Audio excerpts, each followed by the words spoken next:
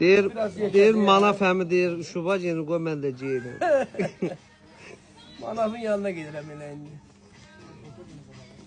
Pınhan qaqam. Yox. Xeyri ancaq gəlməyə verir bax. Bu yaxşı.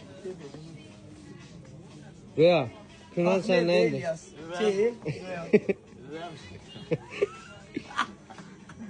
Onlar 55 manatdır. 55 diye oxşamır, öyle 105 diye oxşayır.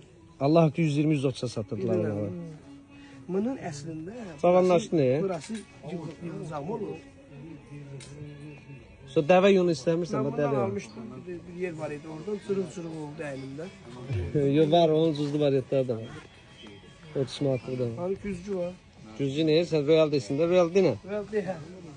Bu baxım sən. Royal, müğənniler bizim nəyimizdir? Yaraşır. Ayrılmışsan. Yaxşıyam. Hı? Yaxşıyam. Belə bulaşırsan. Benim əlim